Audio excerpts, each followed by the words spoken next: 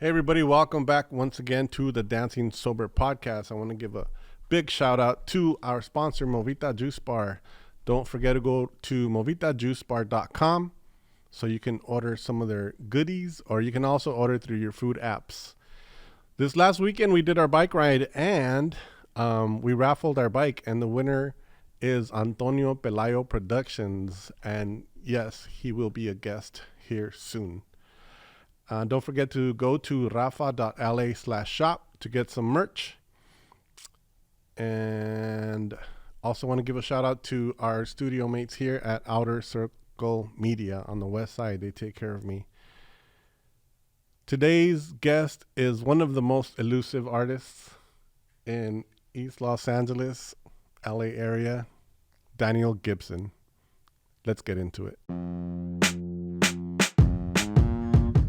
Welcome back to the Dancing Sober podcast. And I'm really surprised that we got this guy in here. Ladies and gentlemen, Daniel Gibson. Thank you. Welcome to the studio, man. Thank you. I didn't even give you a second to think about it. We just started. Yeah, no, it's great.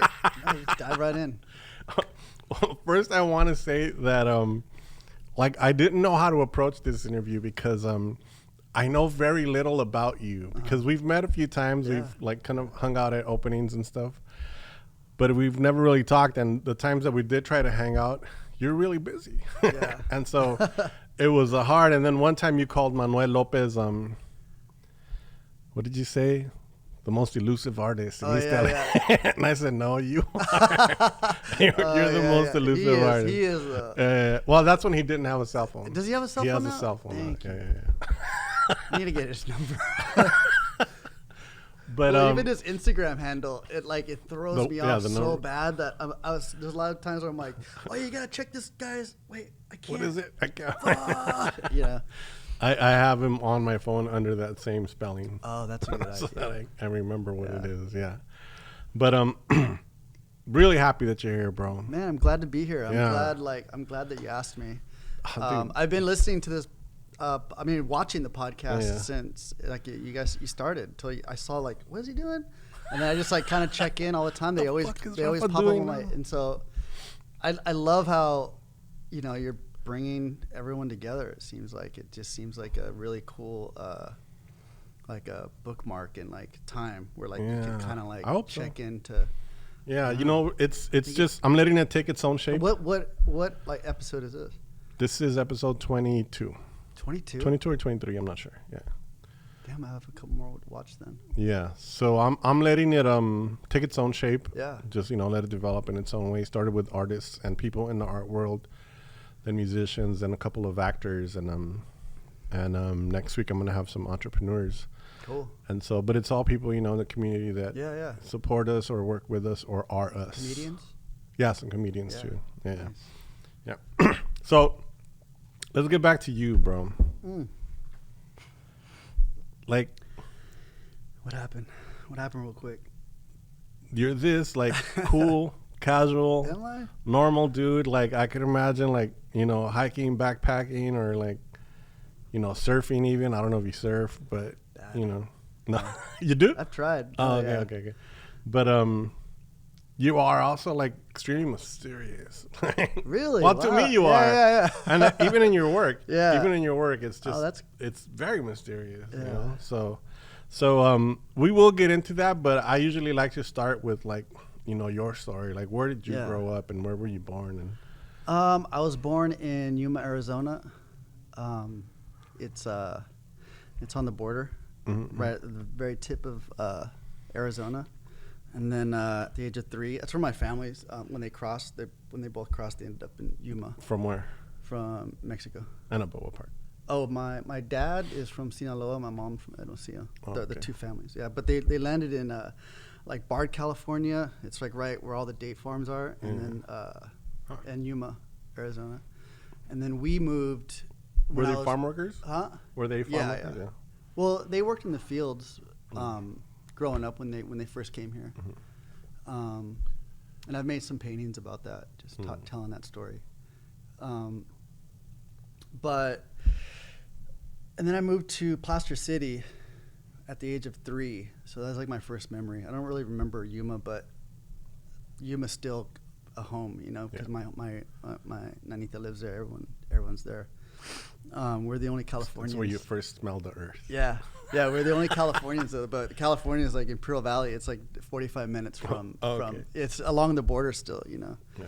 So our border, we're on the other side of Mexicali. Yeah. But when I grew up in Placer City, my dad worked at a factory, a sheetrock factory, United States Gibson. Plaster City made sheetrock. It's called Plaster City. Yeah.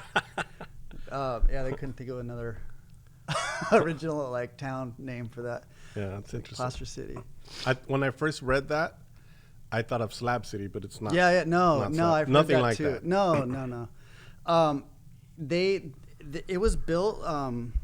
The housing was built for workers back in the, I think like the 60s, and then in the 80s when there was like the Bracero program. Yeah. And the 80s. I mean that's when we moved there, but I think we were some of the first families that started growing up there.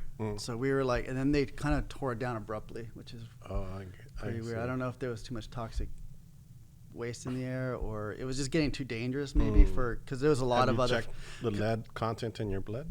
I never get sick. I never like nothing's ever wrong. Like a cockroach, you know. Like I think it's because I'm like, man, it's because we're from Placer City, man. It's like, but yeah, man. I grew up out there. That's like my first memory of just seeing this factory, you know. This like. And the factory was like a fruit processing factory? Oh, no, you said... It was plaster. Yeah, sheetrock. So the train would come in. There was this big silo. There's billowing white dust everywhere. So it did produce...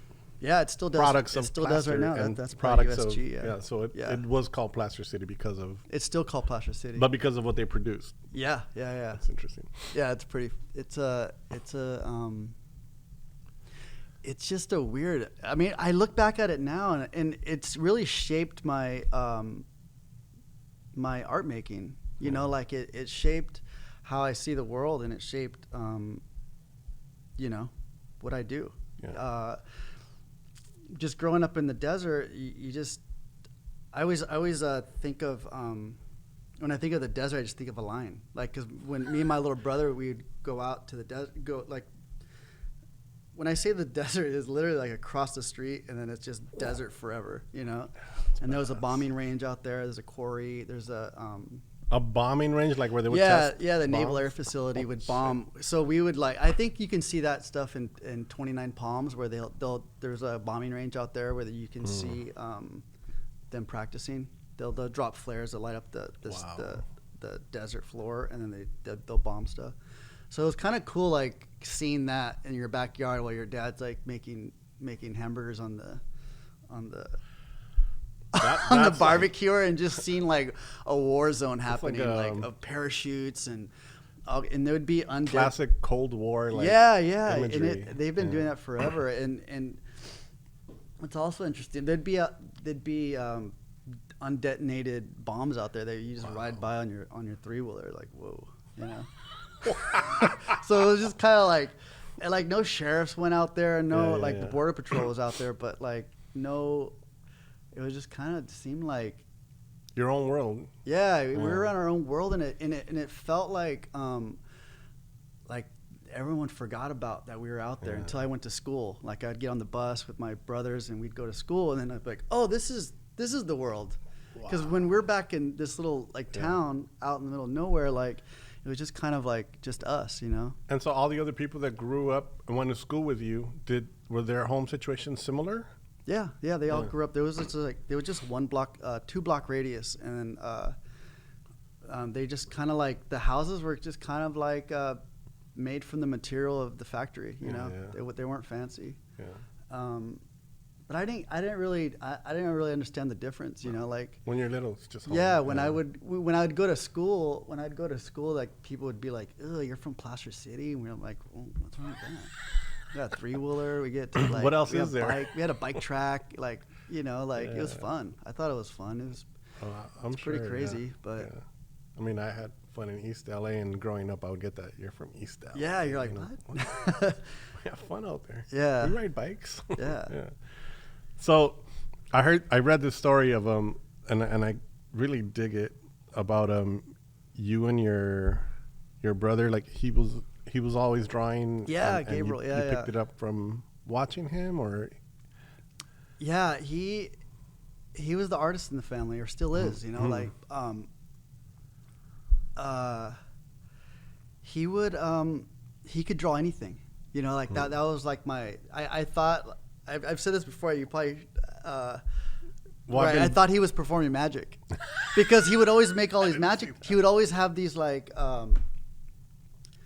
I think he was learning how to do like kid magic tricks and then drawing, and he was always drawing too. So I was always like, I always thought that was just part of the magic trick. So I thought my first introduction to art was like thinking, like, how are you doing that? Trick, yeah. Because first of all, he's like a little kid with no training, and he can just draw whatever he saw. How much older than you? I'm 2 years older, I think. Yeah. You're older than him. So I'm older. He's my little brother. Yeah.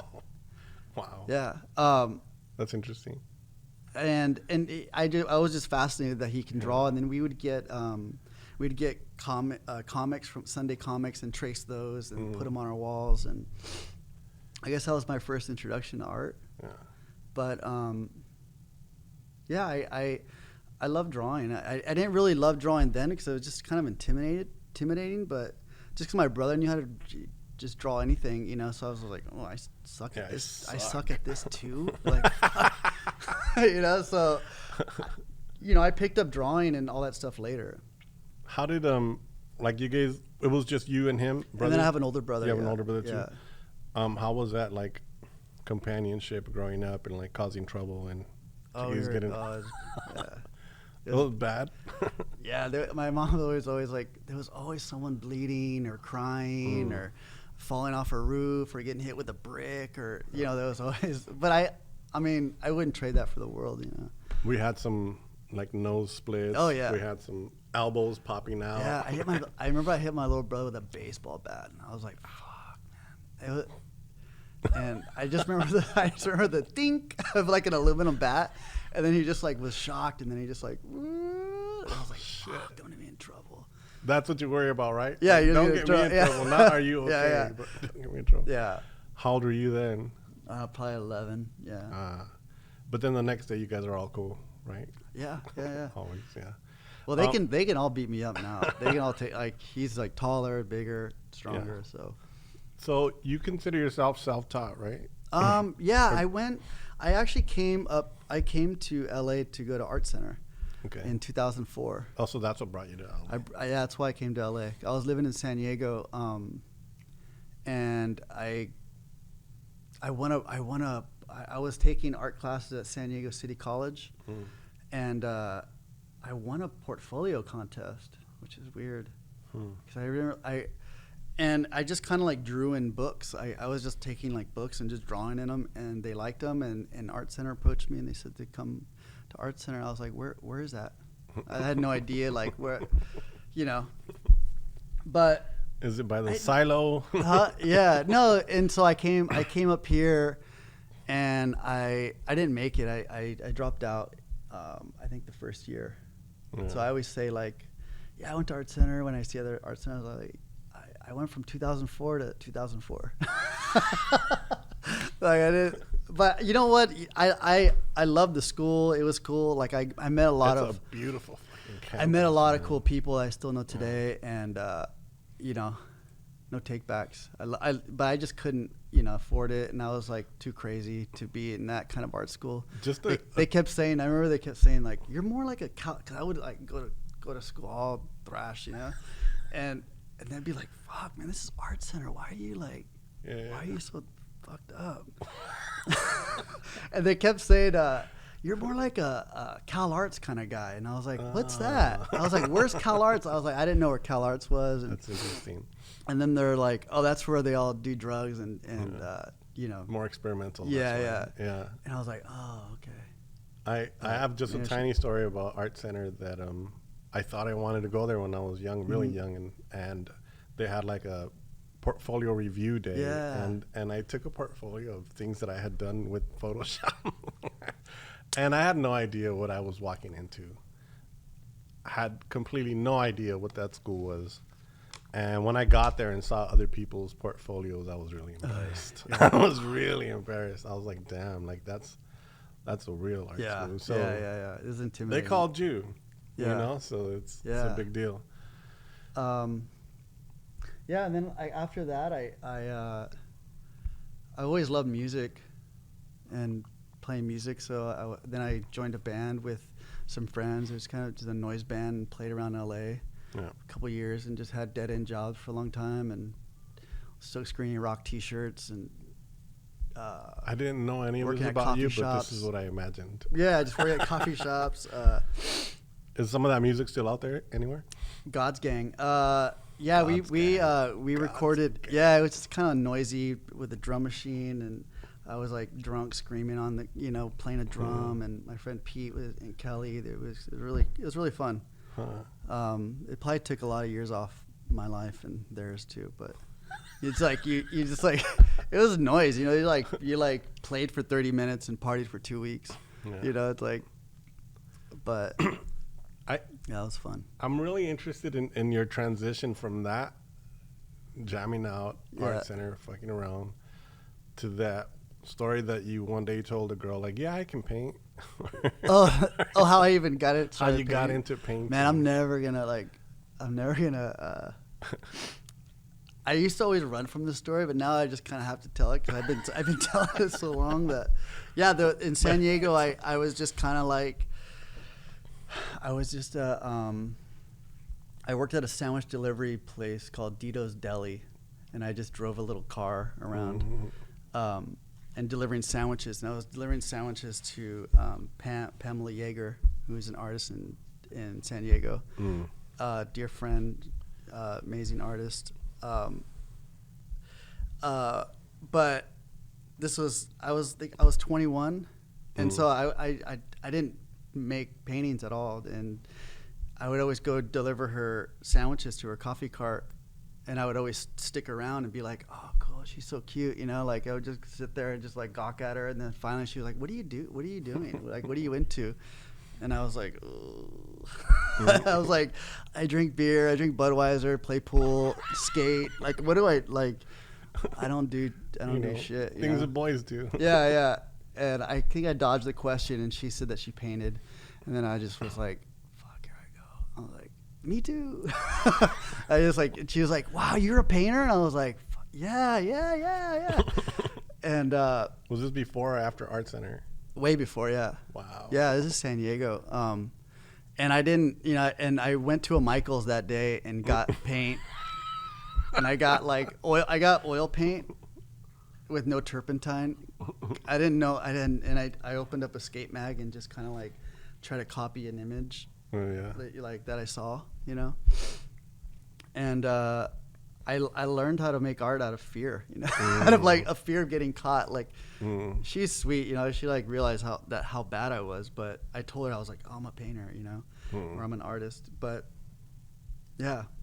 How did you develop that though? I mean, here you are just saying, yeah, I can paint, and then you slowly develop this into like it's a full-on career, It wasn't slow. It was long. Yeah. But just tell us a little bit about the process, if you can. The process of from there to here is like. Well, you could take smaller steps. Yeah. I fell in love with it. Let's say the first time that you felt like, oh shit. Yeah, but I can't paint. There's like a lot of weird things that I have to talk about in my story because we have an hour. Do we 1 hour? Because it wasn't like I went to art school and then I got out of art school and just started and got a gallery and started painting and of course. That trajectory. I didn't do that. That's what makes your story. Yeah, I kind of so compelling. I kind of was not thinking about it. For one, I wasn't thinking about that I'm gonna have an art career. I just kind of made stuff, and like just like how when I skateboarded, like I would, or like was in bands, I would always like want to make the flyer. Like I would like make friends. I would make bands with friends, or like even joke bands, just so I could be like, I want to make the merch, I want to make the T-shirt, I want to make the stickers, and you know, like I wanted that you hear job. a name and you think of a concept. Yeah, I wanted the name. I wanted to say make up the name, or you know, like I just love that part of like the music part. You're like, oh shit, I gotta learn how to play an instrument. But I think I never really set out to you know, have an art career at all. I just kind of like I always drew and painted, and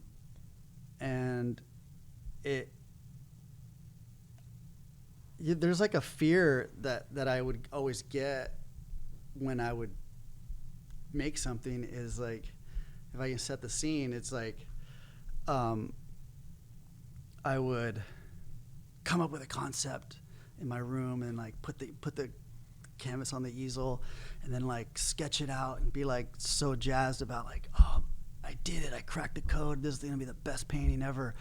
And then I'd be like, and I'd get up to paint and I'd be like, well, I'm gonna go get a drink first. And I would just go get like a couple tall cans and never come back to it. And if I did, I would just destroy it and come back. But like, I think I was just more in love with being the artist and not actually like struggling to get the work done, you know?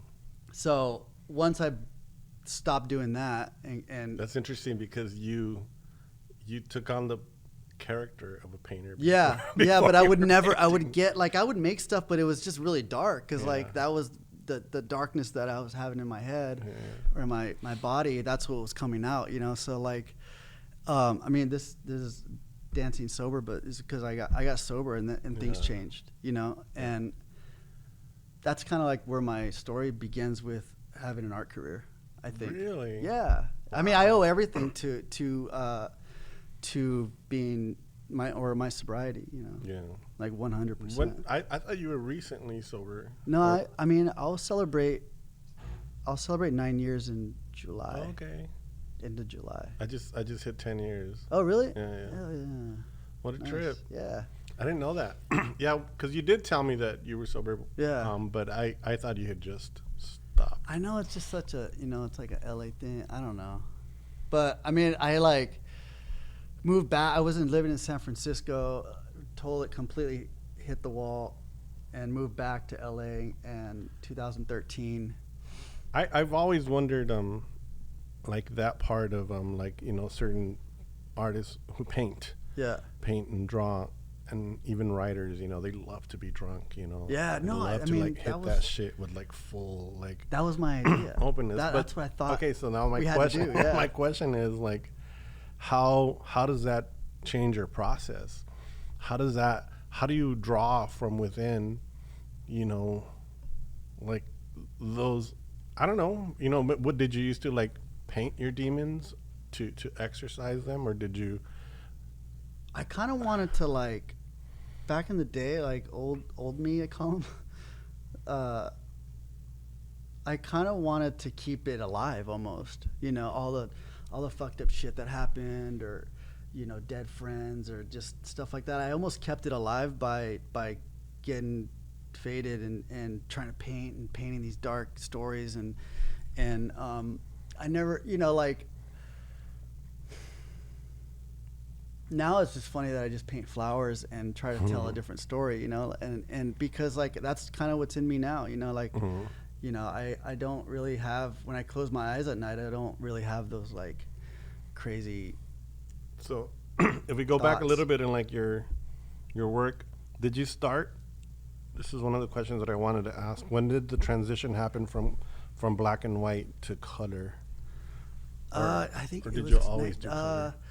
I love the black and whites because there's just there's no fat on them. You know, it's just the image. I love that, and I kind of was looking at Jackson Pollock's. He did a bunch of black and whites. I call them, and I call mine black and white. Totally ripped him off. But were they similar in style? I think I've so. Never seen yeah, there's one that I was like, oh shit, I hadn't seen it before, and then I was like, oh shit, it does look like. And some people, I think it's hanging at the Tate, and people will take pictures of me. That's like, actually, I mean, sometimes it's natural. Just the way that you draw is so natural And there's a young kid that I know that started showing me his drawings, and I was like, holy fuck, you got to look at Daniel Gibson. Like, oh, cool. You could do something with this because your work is like his. He had never heard of you. He'd never seen your drawings, but he draws in the same fashion, you know? So, well, I think if you draw, those drawings are really fast. So like, it's gonna like bleed into other things, you know? I want to see his work. I imagine, I'll share with you. I imagined like Picasso's an influence. Of course, you, yeah. Right? Oh, yeah. And well, it was funny because when Pam told me she was a painter, and when I went to Michael's to get art supplies and the little plastic canvases with the plastic covered and all that, the little thin, when I got all that, I also went to Mesa College. A little pack of 8. Yeah. It was like that kind of stuff. The stuff I get for my nieces and nephews. Yeah, that was my intro. That's badass. But everybody has to start. But I also went to. Here's the other part of this is I remember I stayed up all night. I stayed up all night actually painting, and I wanted to like look like a painter when I went back. When I went back the next day, so I had long hair, and I think I left a little paint on me, you know, like, because I'm a painter now. Yeah. So like when I gotta wear the costume, This story is so embarrassing, but and so like I remember I went in there, I was like, hey, yeah. She's like, what'd you do last night? I was like, oh, just painting all night, you know. You know, the life of a painter. You know, I was like that guy now. That's funny. And she's like, what are you doing tonight? And I go, I think I'm just gonna mix some yellow. And she's like, oh, ha, ha, ha. She's like serving coffee, like, oh, that's funny. And I was like, oh, I said something. Oh, I gotta learn this. And I like went. I was like, what am I doing? And I like went. Yeah, no, there was no.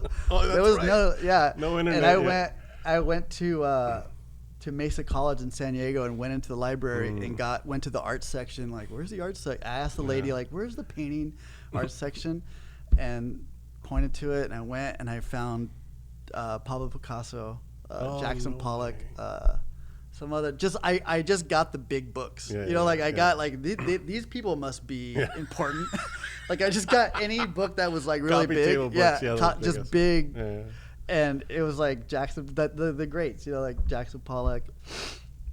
And I just started flipping through it and just started looking, and eventually I just started taking art classes in San Diego City College, life drawing, stuff like that.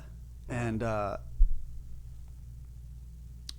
she got a computer, and so I kind of was like, I never turned on a computer before, and so I was just like, oh, Apple computer, okay. And then so I got into graphic design, stuff like that, and so every artist remembers their first Apple.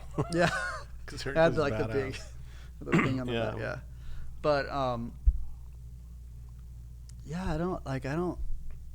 I always ran from that story, because I always thought I had to have like some like grand story about like, oh, I was born with a paintbrush in my hand. I was like, no, you're desert trash. I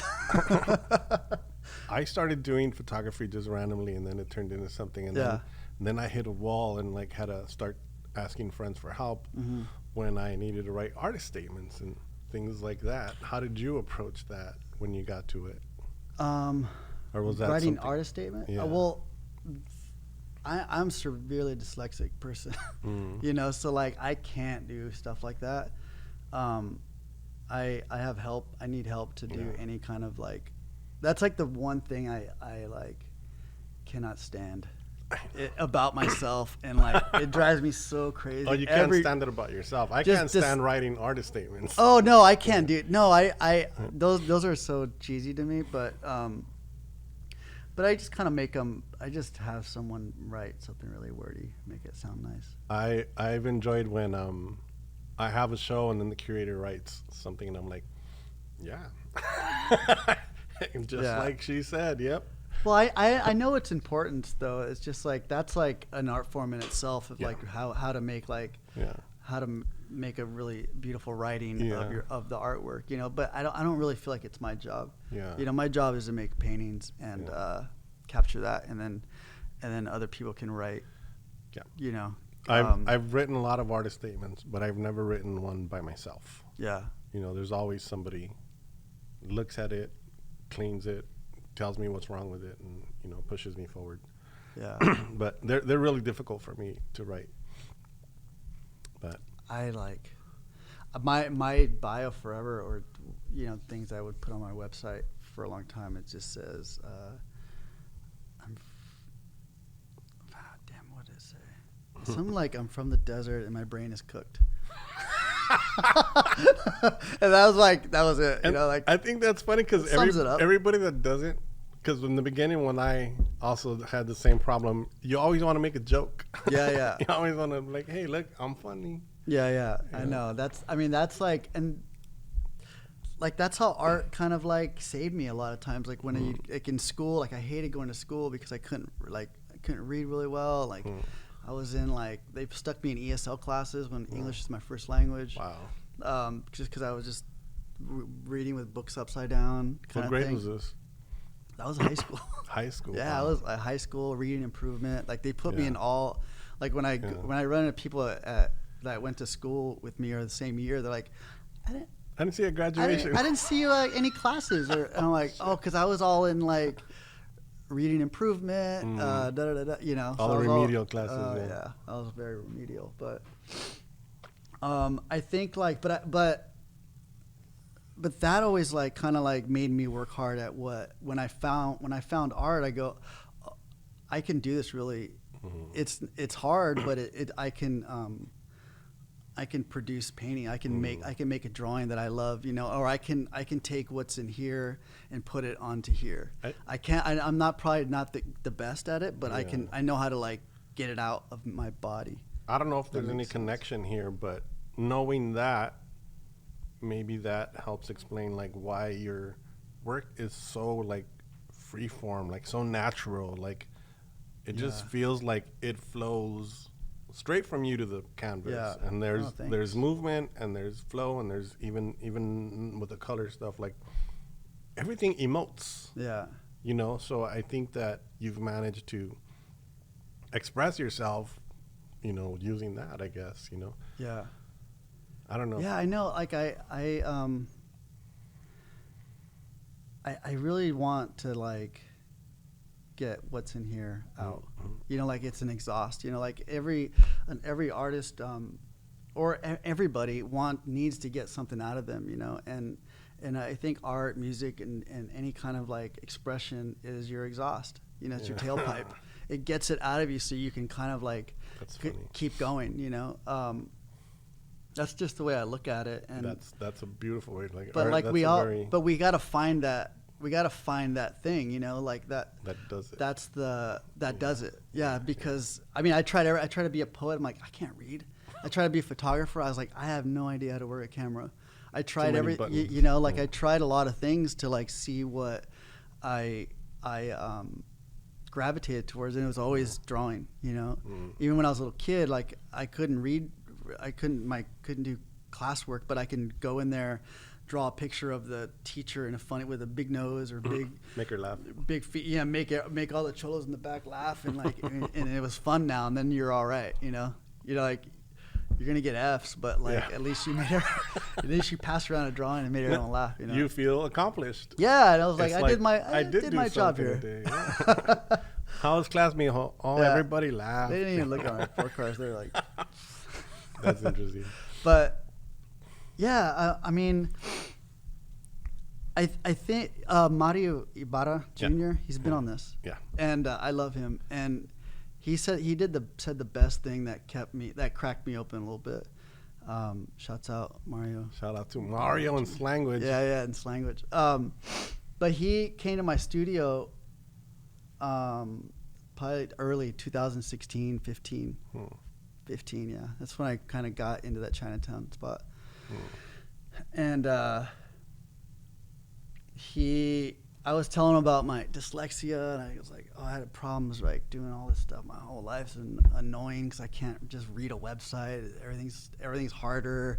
I was telling him the story, and he was kind of looking around the room at my paintings, whatever work was up, and he was like, oh, but this is how you're telling your story. And I had never understood, it never like occurred to me like, this is how I'm speaking. Yeah. Like I can't do it writing a story. I can't do it singing a song or doing all this other stuff, but I can do it visually. Yeah. And I never understand. And he's like, "Oh, my guy, this is what you're doing. You know, like this is how you're communicating with everybody." And that cracked me open. You know, even how you said that, like, you know, you wanted to get all your darkness out, and you were using the black and whites, and you were, you know, expressing all these like visceral feelings, you know, all these deepness that you had, and then to see like your colorful, beautiful paintings now, and they still have a little bit of, you know, it's a little twisted here and there, and there's a little like, you know, and I think that's, I don't know if that is, but you tell me if it is, like part of like still having that desert in your soul, you know, like they still have, they're full of colors and flowers and stuff, but it still feels like you're out in the desert somewhere. It still has that feeling of like a lot of space. Yeah. All of your images. I don't know if all of them, but most of the stuff that I've seen, you know, there's like mountains far away. There's little flowers really close. And some big ones really close. And I still make the black and whites. I love making the black and whites still. Like, I didn't really make the black and whites when I was in the dark place. Okay. Because that was more like bleeding eyeballs and like priests with their heads cut off and pentagrams and upside down crosses. That's where I like was. That, you know, it was like that. Like heavy metal, like Ozzy Osbourne type. Oh, yeah, I'm a metalhead. Yeah. What years was that? Up until I got sober. But what years and like, what decade was it? 80s, 90s? The drawing, the dark. Up until 2013. Oh, okay. I was always kind of making work like that. You know, like, I don't know, just like not the most friendly work. But to speak to like the vastness of the painting is like when you're out in the desert, I'm actually filling it with flowers, because when you go out to where I'm from, you go out there and you're like, dude, this guy's painting this place. Like, I got Mount Signal in the back, this mountain that borders, it's on the border that I love, and but when you're out there, it's just bleached out, you know, sun, everything's baked. Yeah, and I'm just adding like a color. There's you know, Pee-wee's Playhouse. Yeah. When he's like walking around in the dark and he has like a flashlight, and he turns it on and he sees all these like characters and shit and flowers and all this. I think it's flowers, colors, and he turns it off. I don't remember that. That's all. Well, it's in the movie, and that's how I always feel like the desert. Like when I'm painting, I just kind of like shine the light on all this like imagination of what I think the desert is at night. You know. Yeah, because when you go out there, it's like it's very bleak. It's just blown out and just ocotillos, you know. And the people in your paintings, are they real people or are they imaginary? Like the figures, they're like I did one of my mother picking strawberries. That's her. That's, you know, her. I'm trying to do this painting of my grandfather. Because I heard this story of my aunt was telling me about my tata when he would come across, because he was bracero, but when he would come across the border, he'd wear two suits, and one to work in, or one to cross in, and then one to take off and be like a, you know, fit in with the homies. Fit in, yeah. So like, I every day I wake up thinking about how I'm gonna paint that, you know. And that's how, like, that's my sketchbook is up here. I just will constantly, you know, so a lot of times when people are talking about, did you just listen to what I was saying? I was like, because I'm like, I'm up here, you know, like thinking of how am I going to, I'm looking at looking for ideas for a painting that I haven't even sketched yet. You know, I'm just kind of always in it. You know, I'm always looking, always thinking about, but that's the painting on my radar up here that I need to do, you know. That was going to be my next question. Do you sketch things out first? Do you? Yeah, I do a lot work them out? Yeah, but they first start just milling in my head for a while, you know, like the. And that's what becomes the thing that like has to come out. Yeah, and then Well, that's like I get really super emotional when I know that it's an image I need to do. I know I have to do it because I get like you watch a commercial and you get your throat all, I get all like very emotional. I go, okay, I got to do that or whatever it is. And then I'll keep going. But like the one with my mother, holding a big strawberry when she was working the fields up and down the coast. That story, like when that came to me, I was like flushed, and I had to do it. And I turned her into strawberry shortcake and kind of made it fun. But yeah, they're still important to me because I'm trying to tell a story that otherwise would just probably go untold. How did you transition, or how did tell us a little bit about your progress from like working with just your quick paintings to these paintings that I saw recently at what's the name of the gallery that represents you? Shulamit Nazarian. Everybody always says that one gallery with the Shilla something. Yeah. Yeah. Great gallery. I love them. And they put on really good stuff. I love them. Your work now is like really thick. Like the paint is super thick, and there's so much that goes into like every square inch of your work. How do you think that you would paint faster back then, or do you take more time now to like condense? They take longer now. Yeah, there's more paint being applied, and was that a conscious thing, or something that just happened naturally? Well, I think I can. Well, I have to make a lot of paintings all the time, but I still stay with them. I don't want to speed them up, so I'm trying to slow them down because I do want them to be important, and I do want people to go up to them and look at them and like feel them, feel like I'm always leaving little love notes around, like little Post-it notes of things I want you to see in the work. I'm always doing that. When I shared your work last, I did I shot from far and then I said closer and then closer and closer. I shared like 4 images of one painting because there is so much detail. Yeah, and I love when I get a note from somebody like that has purchased the work, that probably bought it on their phone at night in a PDF form, or like on their phone. They're buying a painting, like a 6-foot painting, like this big. And then they buy it, and then they get it home, and then they instantly call me like, I didn't know it was like thicker paint, or like I didn't know it was like detailed or brushed. Like I'm thinking about brush strokes. I use the side of the brush a lot to try to like comb it almost, and I'm just kind of put like any painter would do, but I have fun painting, I really love painting. You could see that, and I mean, just to get back to like the detail thing, when you first, like you're saying, like even on a phone or if you're looking at it, if you just pass by, you see the painting, it looks like, oh, that's a simple piece of work, but as you start to get closer and closer, you see so much work in there, and so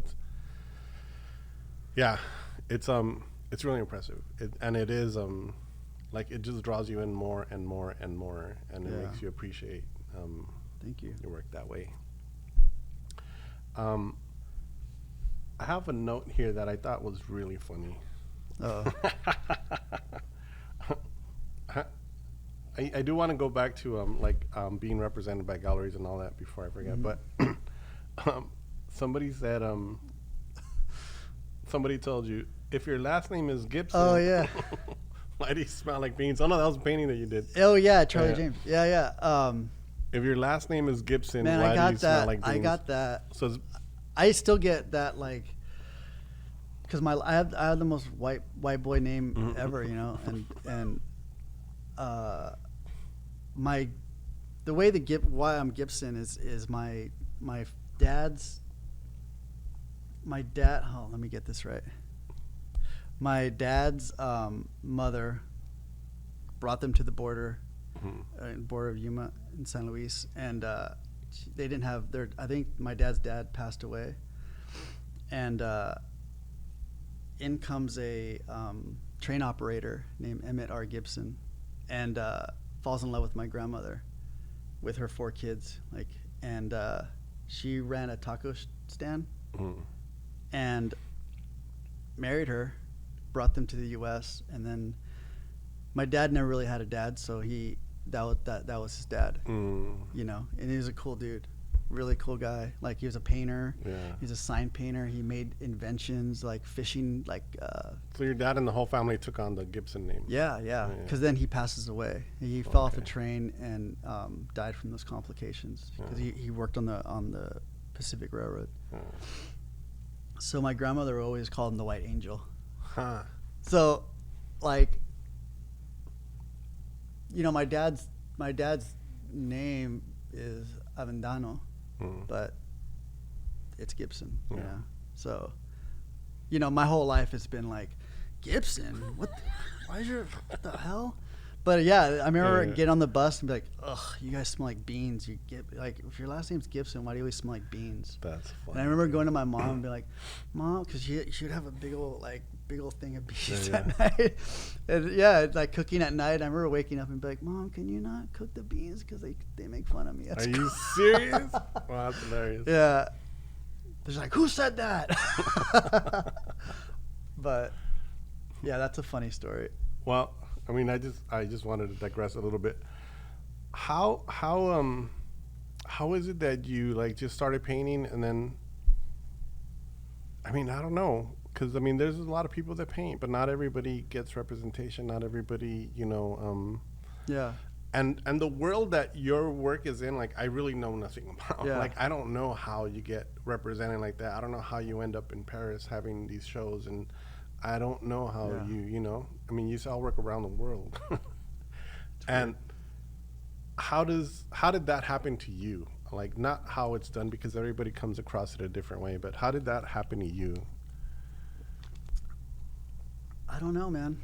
Luck. Yeah. Luck and what do they say? It's like luck and opportunity. And luck and your practice or preparation and luck. It's something like that. I get. You have to be. You have to do the work, is what I always say. You have to do the work and love the work. Well, no one's gonna like. I always say this to. I'm always like saying that no one's gonna come and knock on your door and like, hey, is there any good art in here? You know, like, but people want like to get really good. Yeah. And they go, okay, now where's my cash and prizes? You know, like, I don't like. I think I just kind of like. Kept my head down and painted, you know, and worked and showed it, you know, because like in the beginning, like part of my sobriety is like being open and open to receiving. And I remember, you know, I belonged to a 12-step program, and part of that when I was first getting into it, with a friend. I remember my friend was in it already, and he was like, hey, part of this whole thing is like you have to go up to people and get their number just in case you want to call them someday, in case you're like losing your shit. You can call someone, they can calm you down or whatever. And I was like, I'm not giving anyone my number, man. Like, and so I would go and I'd be like, hey, my name's Danny. Can I get your number? And like grown men giving me, I was like, thanks, man. And then I'd go back and be like, okay, now go get that guy's number. Hey, my name's Danny. Can I get your number? And these are people that are also in the 12-step in a 12-step, yeah, like okay. outside, not outside just, fellowshipping, you know. But not just at the mall, like. No, no, that'd be okay. Weird. No, like outside of a fellowship, you know. Yeah. And so we'd go to art shows after that. Because my friend was an artist, and then he would go, hey, that's so and so, a director of a gallery. Go and ask them to see if they can come to your studio. And I'd be like, dude, I'm not gonna ask them to the studio. And I'd go, hey, I'm Daniel, I'm an artist. Can you come to my studio? No, okay, thank you. And I'd go back and I'd be like, go ask that other person. One of the persons is Mario. Oh, really? Yeah. Oh, shit. And he came to my studio. Wow. You know, so like, but if I never. I was so closed off before. I never would have like had a studio visit or even had a studio for that matter. You know, like, so I was very closed off, and now I you know, because I had this like new life really, I just kind of opened up and was opened up to receiving and you know, posting my drawings to Instagram when I didn't want to, doing a lot of stuff that I didn't want to do. You know, I think just to and staying and staying up later and getting up earlier and drawing and painting every night. You know. Wow. I think it is like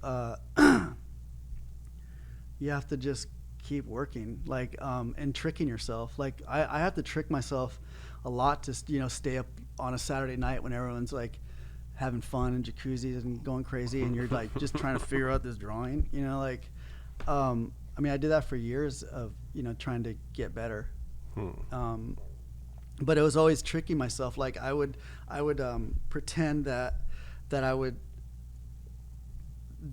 there's a big gallery in town, and I would pretend that I'm going to show there in a month, and I would make paintings in my studio to go in there that they don't even know who I am, but I'm going to make paintings for that because one day worthy of that space. Yeah, because I would go into the big gallery and be like, oh, that painting that I'm working on, it would be on that wall and that wall and that wall and that wall, and I would like pretend, like trick myself to stay up later and work and keep painting, even though no one was buying them and they weren't going anywhere. Wow.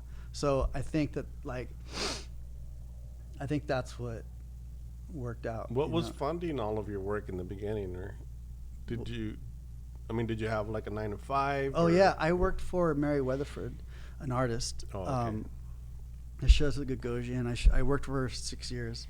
So I'm sure that was influential. Yeah. Oh, yeah. That's where I learned. That was I always tell her. I called her one night.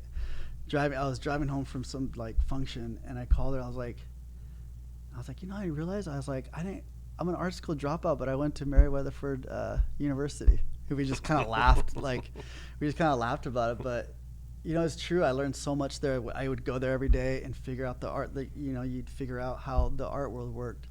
Yeah. She shows with Gagosian, the biggest gallery. Yeah. So like, and just how to treat art and how to like move art and how to like talk about it, and all the books that I'm influenced by now. There were all the coffee table books that were on the table. So like, and just hearing her speak about her work is just like, wow. Like I was just like taken back. And forever like grateful for that experience. I don't work for her anymore, but we're still friends, and I love how that happened. What also helped out is during the pandemic, when the toilet paper days, and everyone was like wearing gloves to grocery stores, and everyone was locked in and scared. Yeah. Like Mary just told us all to go to our studios. Like I'm gonna pay you like you're coming to work. Just go home and make your paintings. And I was like, what? And I remember that was like, I know like the world was burning and everyone was dying and it sucked, but I had a time for growth, because I was just like, I didn't have to do anything. I just would wake up every morning and paint. And I was like, this is what professional artists. This is what it's like to be a professional artist. You can just I was living my dream of like, because I've been saying it for years. I was like, I just want to wake up in the morning, have coffee, and like paint all day, and go have lunch, and just like, and it's crazy because I get to do that now. Except there's a lot of more phone calls. And have you done any residencies or things like that? I've done a couple, yeah. Do you also apply to grants and stuff like that? Man. Not really, huh? I should, but I haven't. If you don't have to. You don't have to. It's just part of. Some people have to. No, I know, but it's just part of that whole. It's tough. I don't like it. I don't mind the rejection. I'll get rejected and pin it to the wall, but it's just like the people send in like, oh, you should apply to this. And I'm like, I open up the thing and I'm like, there's a lot of reading. It's where but I have somebody that helps me with those too. But really? It's a headache. It's a real headache. And I only apply to the ones that are unrestricted, meaning they'll give you the money, you can do whatever you want with it. Oh, that's nice. I can't. I also don't like to do the follow-up stuff where it's like, we're going to give you this money, but you have to create this, and you have to report to us every 2 months and show us your numbers. And like, I can't do any of those. Yeah.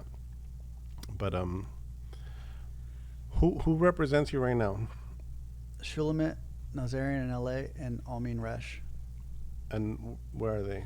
Almin Resh. New York, but Paris and there's other London, Brussels, Shanghai. Just share with us a little bit about, I mean, what it's like to be represented, or share with me a little bit, because I don't know.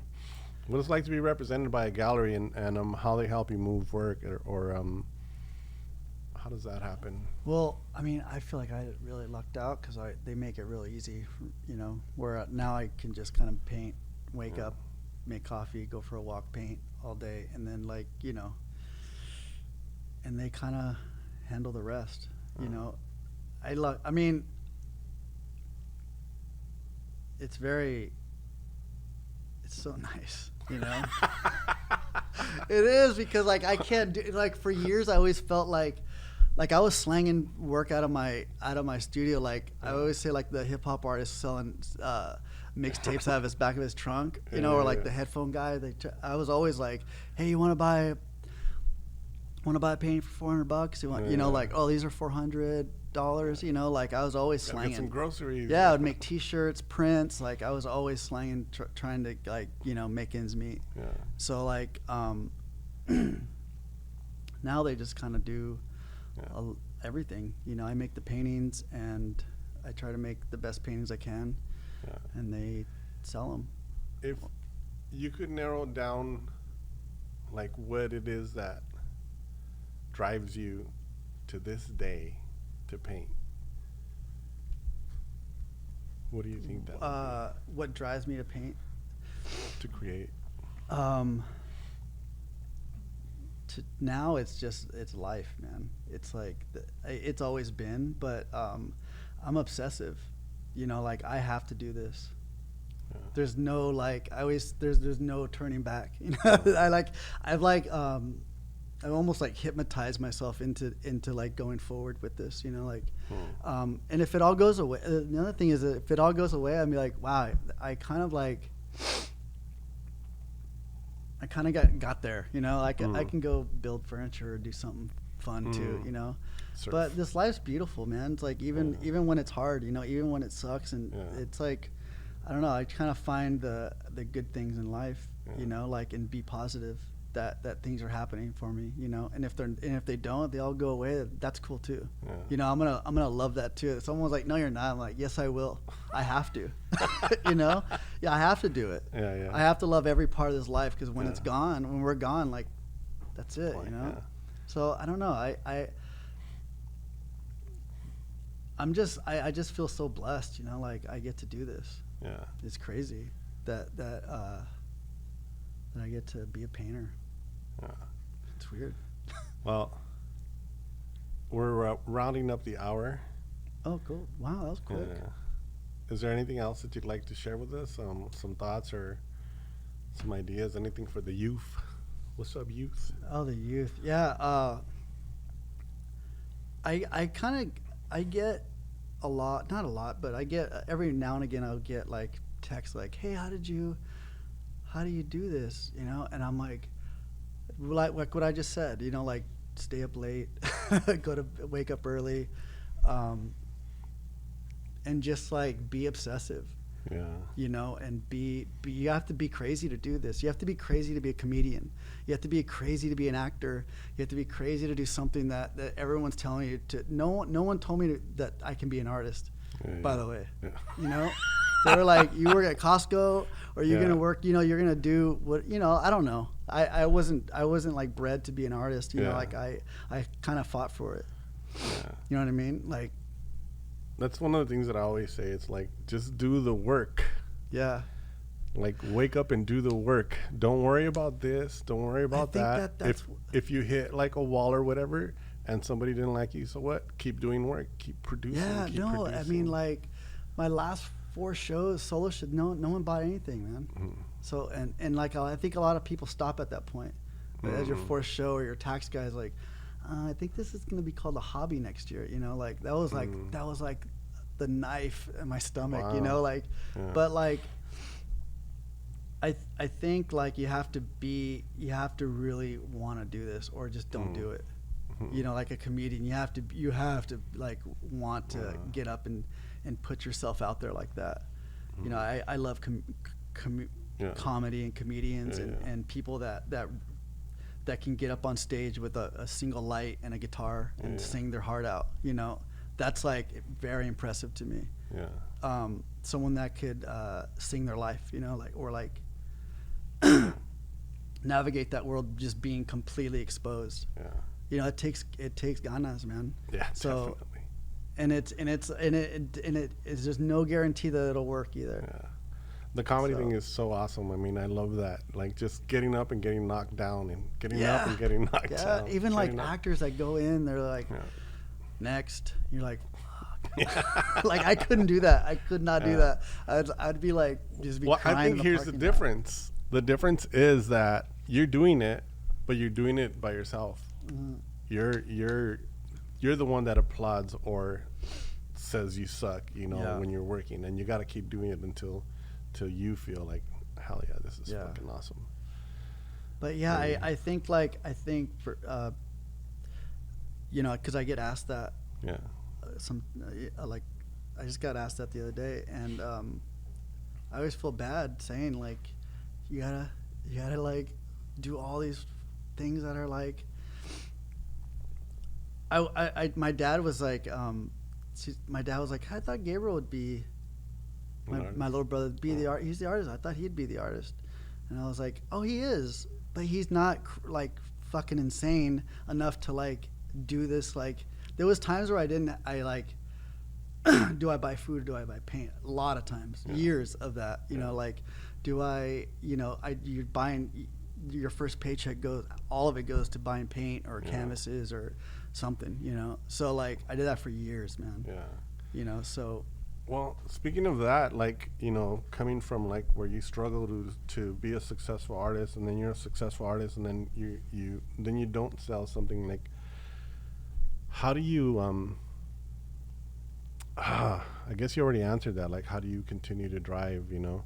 Because I think some people do feel like, you know, oh, well, it's over, or maybe like for me, for example, like, you know, I would sell some prints. I would sell a lot of prints, but it's like in the beginning, it's like, oh, I sold a lot, but it's like friends and family and some of their friends and family. Yeah. And then you reach out a little more and you have some other people that you never met but are fans. And then eventually, like, how do you continue to reach out further, or what is the next step for Daniel Gibson, I guess? I don't know what I'm trying to ask here. But next step, I don't know.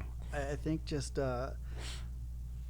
keep working. Yeah, that's all I know, man. Do the work. That's really. I just gonna keep working. You know, and because I love how in this thing, like one thing leads to the next. You know, like so you never really know.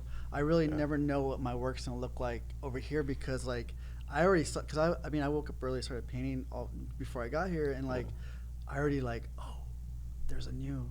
Something else is I'm uncovering something. So like I never really I let that go, you know, like I let that up to I'm not going to decide. I'm just going to keep going and see where it goes, you know. Like that's the beauty of this, and it's just like part of life. It's just kind of like I always kind of think of like you're walking around in the dark looking for the light switch, you know, to turn it on, and when you turn it on, you're like you have an idea or.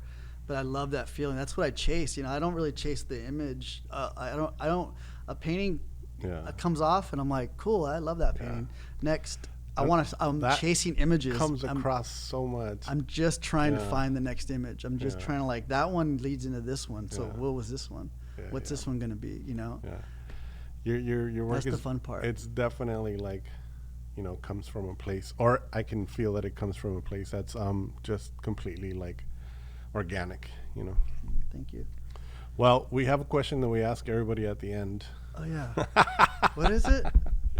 And if you can answer in one sentence, you know, try to answer in one sentence. And it's like if you could tell another being, another planet, or somebody how the things that you do. Because there is magic in your work. There is magic in your process. There is magic in all of your stuff. Or whatever it is, if it's not magic, we just want to know, how do you do it? Oh, yeah. Man, one day at a time. One day at a time. Yeah, that's it. Damn, that's like the sober guy's like motto. But it's true, man. No, it's very It true. is true. It's very true. Yeah, I get it. It is true, and I love that, and I do live by that. Yeah. You know, even when I have to remind myself all the time too. Yeah, you know, so. Well, that would be it. Aliens. Dude, thank you so much for coming in. Thank you for having me. Really appreciate it. Yeah, thank you. And hopefully I'll get a studio visit one day too. Come by. Come by and get some pho. Yeah. All right. Thanks. See you next week.